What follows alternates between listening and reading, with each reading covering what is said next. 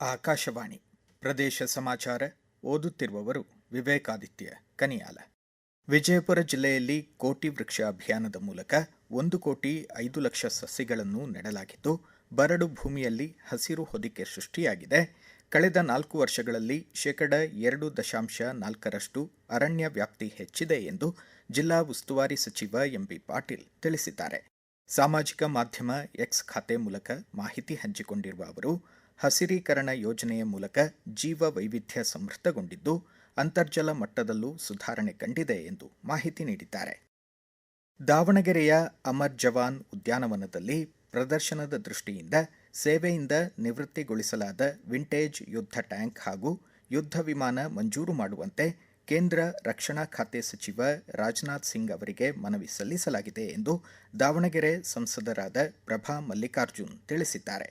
ಸಾಮಾಜಿಕ ಜಾಲತಾಣದಲ್ಲಿ ಈ ಕುರಿತು ಮಾಹಿತಿ ಹಂಚಿಕೊಂಡಿರುವ ಅವರು, ಜಿಲ್ಲಾ ಸೈನಿಕ ಮಂಡಳಿಯನ್ನು ಮರುಸ್ಥಾಪಿಸಬೇಕು ಹಾಗೂ ಸಿಎಸ್ಡಿ ಮಳಿಗೆಯನ್ನು ಆರಂಭಿಸುವಂತೆ ಮನವಿ ಮಾಡಲಾಗಿದೆ ಎಂದು ಹೇಳಿದ್ದಾರೆ.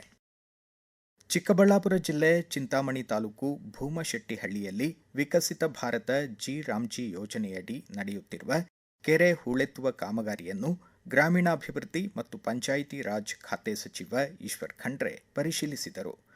ವಿಬಿ ಜಿರಾಮ್ಜಿ ಯೋಜನೆಯಡಿ ರಾಜ್ಯಾದ್ಯಂತ ಕೆಲಸ ಮಾಡಲು ಇಚ್ಛಿಸುವ ಪ್ರತಿಯೊಬ್ಬರಿಗೂ ಉದ್ಯೋಗ ಒದಗಿಸಲಾಗುತ್ತಿದೆ.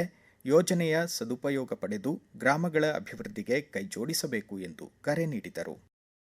ಬಾಗಲಕೋಟೆ ಜಿಲ್ಲೆಯ 196 ಗ್ರಾಮ ಪಂಚಾಯಿತಿಗಳಲ್ಲಿ ವಿಬಿ ಜಿರಾಮ್ಜಿ ಯೋಜನೆ ಜಾಗೃತಿ ಅಭಿಯಾನಕ್ಕೆ ಜಿಲ್ಲಾಧಿಕಾರಿ ಸಂಗಪ್ಪ ಹಾಗೂ ಜಿಲ್ಲಾ ಪಂಚಾಯತ್ ಮುಖ್ಯ ಕಾರ್ಯನಿರ್ವಾಹಕ ಅಧಿಕಾರಿ ಗಜಾನನ ಬಾಲೆ ಜಂಟಿಯಾಗಿ ಚಾಲನೆ ನೀಡಿದರು.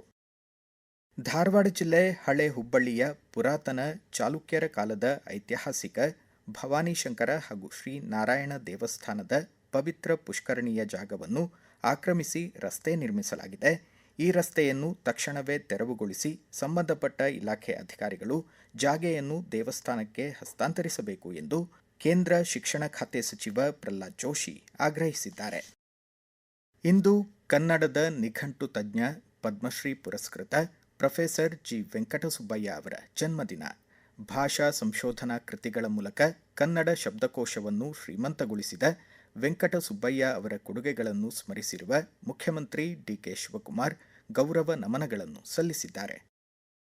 ರಾಷ್ಟ್ರೀಯ ಬಾಹ್ಯಾಕಾಶ ದಿನಾಚರಣೆ ಹಿನ್ನೆಲೆ ಇಂದು ಬೆಂಗಳೂರಿನ ಜವಾಹರಲಾಲ್ ನೆಹರು ತಾರಾಲಯ ಆವರಣದಲ್ಲಿ ಚಂದ್ರಯಾನ, ಆದಿತ್ಯ L1, ಆರ್ಯಭಟ ಸೇರಿದಂತೆ ವಿವಿಧ ಬಾಹ್ಯಾಕಾಶ ಮಾದರಿಗಳ ಪ್ರದರ್ಶನ ಆಯೋಜಿತವಾಗಿದೆ. ಬೆಳಗ್ಗೆ 10 ಗಂಟೆಗೆ ಆರಂಭಗೊಂಡಿದ್ದು ಸಂಜೆ 5 ಗಂಟೆ ತನಕ ನಡೆಯಲಿದೆ.